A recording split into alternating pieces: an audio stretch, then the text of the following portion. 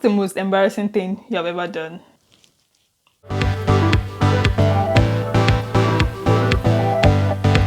Hello guys, welcome to my channel. It's your girl Rachael Wanogho, also known as Rayche Riches, and I do hope that you're doing very well.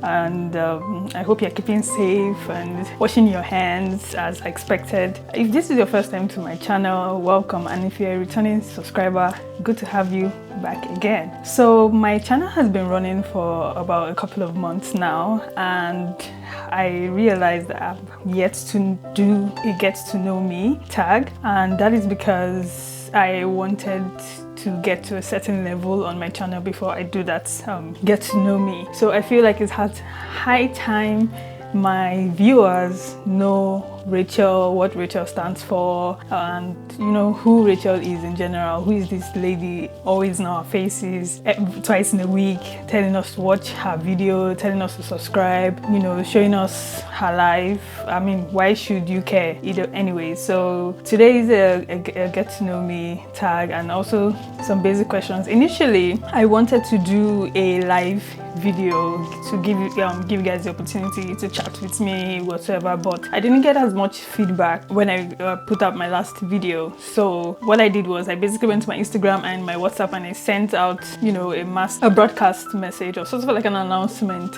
for people to send in their questions that I want to do a Q&A on my channel. And of course I did get quite a number of questions, and yeah, so basically I'll be answering your questions about myself and probably like your personal questions about some things that you feel that I do have an answer to. So sit back, relax, and let's get into it. I have my glass of juice here, so you need to grab your popcorn because we're going to be talking about a lot of juicy stuff. Yeah, let's get right into the video.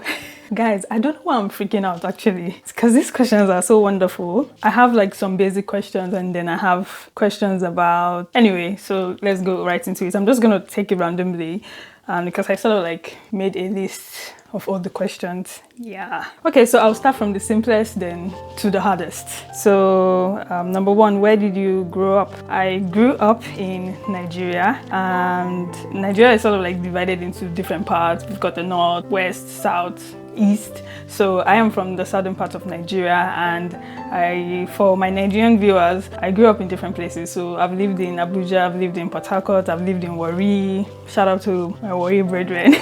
I've lived in Benin, I've lived in Osun State, I've lived in Lagos, so sort of like moved around, and I've lived in Ogun State, yes. But majorly, those are the places that I've lived in. So where do I currently live? As at the time I'm shooting this video, I'm currently in the UK, running my master's degree in creative writing. So I'm living in the school environment in Durham. So how tall am I? I am 5 feet 8 inches. Yes. What is my funniest moment in high school? Okay, my high school, so I went to a boarding school, yeah. So my funniest moment in high school, I think that was when I was in SS1. I think they also refer to SS1 as year 4, and either SS1 or GS3. No, I think it was GS3. There are so many funniest moments. Well, I remember this particular one. I and my friends, we sort of like we were. It's a very funny story. Like, I feel so embarrassed right now. We pretended to write a love letter to a boy, and we forged the boy's handwriting to our friend. Yeah, that was very shady. And then we wanted to mock the guy, and then we ended up singing Westlife Uptown Girl. Yes, we started singing Westlife's Uptown Girl, and so we switched up the song and we're like, Uptown boy, he's been living in the downtown world. God, this is so embarrassing. So yeah, so that was like one of the funniest moments of my time in high school. There are so many, but I'll just stick to that one. So are you in college or have you gone to college? So yes, I have done my first degree. I did my first degree in Nigeria in mass communication. So I have a BA, a Bachelor of Arts in mass communication, and I'm currently doing my Master of Arts in creative writing. What scent are you wearing? Okay, so because we are quarantined, if you're watching this video later on in the future, just know that this is the period where we were all locked down at home. So the perfume I'm currently wearing is an Avon Far Away perfume. It's a purse perfume, so that's the only thing, because I'm not going anywhere. All this glam was just for the camera. Tea or coffee? Tea. What sports do you play? I used to run before, and that was when I was in high school. And then I used to play football, soccer before when I was in high school. And I used to play badminton. So all these things I'm saying is before. Now I don't do any sports. And so now we're getting into the serious part of the question. Books that have changed my life. So Smart Money Woman by Rachael Wanogho, A to Z of Finance by Nimi Akinkugbe, and Girlpreneurs by Ibuku Woshika. There are so many other books apart from the Bible, but these 3 books in terms of finance, they've sort of like inspired me to become more financially responsible. So those are like books that have sort of improved my lifestyle, my spending lifestyle.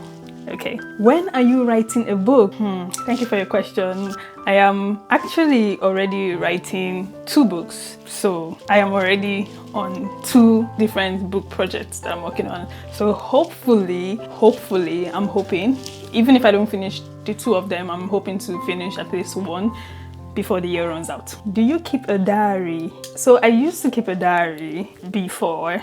I feel like actual physical diary, where I used to write all my thoughts, all my emotions, and everything that I was feeling. And I used to keep a diary from when I was in secondary school into university. But after university, I stopped. And then I tried to resume keeping a diary during NYSC. But then I was so busy doing NYSC. I had a lot of things to do. I had a project I was running. I was teaching. I had lesson notes to prepare. So I sort of like just kept it somewhere. And so now my diary that I keep is more like a vlogging kind of diary. So I have, like, even before I started my YouTube channel, I have different clips of different events of my life. Even so, apart from weddings that I've been to, apart from events that I've been to, just videos of things that I've done. I have like short clips of them, and I have the intention to produce a video of some of the weddings the wedding ceremonies of my friends. So if you'd like to see that, just comment in the comment section down below. I intend to put that video together, so that you can basically see what a wedding in Nigeria is like. So just let me know in the comment section if you're interested in seeing that. Have you ever been racially profiled in England? Very interesting. So the truth is, racism is everywhere. When I came to the UK, it wasn't. First of all, the people in the UK are very friendly. They are very welcoming. So if there were racial issues whatsoever, it would probably be from the minority, like people that, I think for me personally, I believe that in every society you have the bad eggs, those ones that don't want to hear word, you know what I mean, those ones that don't like to hear word. So in terms of being physically, racially profiled, maybe not, and maybe if it has happened, I just chose to ignore it, but it hasn't been so to my face, like, okay, I want to discriminate you because you are black. But I've had situations whereby I felt like I was racially profiled. But probably it was not the case. So for example, I've been to so I went to buy groceries, and I remember that when I got to the front of the terminal, the cashier lady, the person that was there rode in a big trolley, and he was a white person, and when he was done, like, buying his stuff, he could take the big trolley with him. But when it was my turn and I offered to take the trolley with me, she said no, that I have to pack my things there and then. So that was like the only incident that I had. So, but really I wouldn't classify it as being racially profiled. Maybe, I don't know, things like that, I just don't allow them to get to me. But it did register in my mind, that incident. What I felt in my mind then when it happened was, now wow, why is she behaving like that? You get, I didn't really see it as, but maybe it was. Okay, maybe it was, and I'm just trying to cover up for her. Racism is a serious issue, and I think every single one of us, we have a very important role to play to curb it. Okay, so yeah, so that's basically my answer. How do I think the world will look like post-corona? Oh, Post-corona, I feel like everybody's gonna have such a difficult, not really a difficult time, but maybe a challenging time to adjust, because now, okay, so for the UK, we are in an environment whereby everybody naturally finds it difficult to communicate with themselves.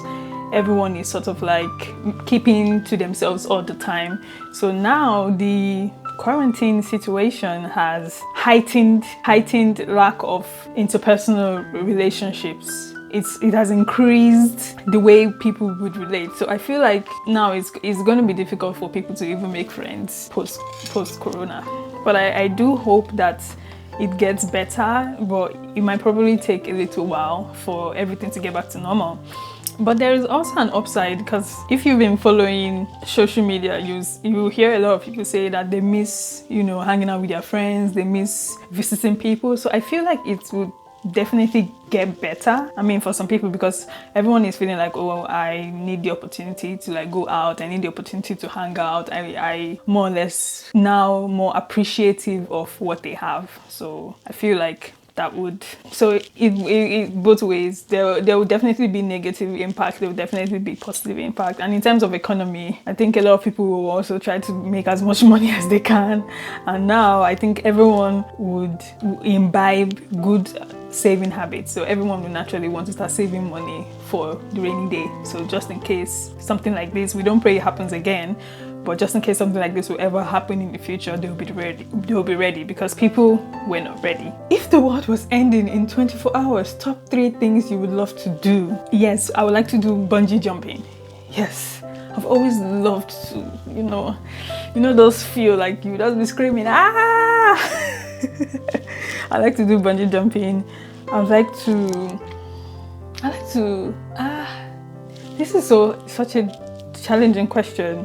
If the world was ending in 24 hours, top 3 things you would love to do. Bungee jumping, win a soul, third thing.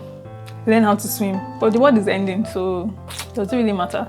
Yeah, so those are the things I can think about off the top of my head. This question is interesting.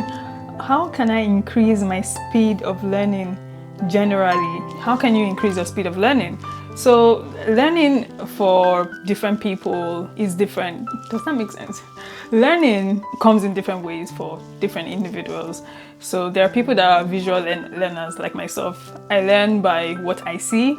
There are some people that learn by, studying a lot about it. And there are people that learn by taking notes. I think you just personally need to find the learning process that works for you. So for me, I'm going to maybe include a clip. For me, I'm a very visual learner. So if I write something boldly somewhere, it would trigger in my memory for me to remember that thing. And for example, if I attend a class, it's helpful for me if I take notes, or if I have an eye-to-eye contact with whoever is teaching that lesson. Some people don't like that kind of setting, so you just need to find what works for you. But in terms of increasing your speed of learning, I think find out what works for you. That's the most important thing, and sort of take it one step at a time. If you discover that a whole amount of information is coming to you and you're finding a huge difficulty in grasping it, then take it piece by piece. Don't try to grasp it all at once, because in grasping it all at once, you might not even remember a single thing. I don't know if that makes sense. So increasing your speed of learning, it also based on what exactly it is you want to learn and how soon do you need it. So for example, if it's a marketing skill, for example, a marketing skill that you want to imbibe for a particular job, you have to understand that you have to learn that thing fast. And practicing it, immediately you learn it, putting it into practice would, keep that skill within you. So I hope that answer is helpful. What are your plans after school? Get a job. I think that's very easy. Get a job, make money. Do you have any intention of coming back to Nigeria? Of course. I'll come and say hello. I'll come back to Nigeria and come and say hello. What's the most embarrassing thing you have ever done? That's why it's most embarrassing. Hello. I can't say it. Most embarrassing? Nah. How do you design your thumbnails for your YouTube videos? So I use Canva. That's what I use to design my thumbnails. Easy peasy. And then I take good pictures and I use Lightroom to design to edit them as well. Have you had a culture shock since you moved to England? Yes, I have a number of them, and I did do a video on the culture shocks I experienced. So you can click the link up here. I'm also going to link it down in the description box down below. The culture shocks I've experienced is a whole lot. So I had a video up here. Just click the link up here where I talked about the culture shocks of me moving to England. You know, things that surprised me basically. What's my favorite makeup item? So lipstick, mascara. Lipstick, mascara. Then you can maybe put eye pencil there too as well. I can do without powder. I can, possibly. And I can do without foundation, possibly. But the one thing, lipstick, mascara. Okay? Can I take you out when all this is over? It depends on where we're going to now. Where are you taking me to?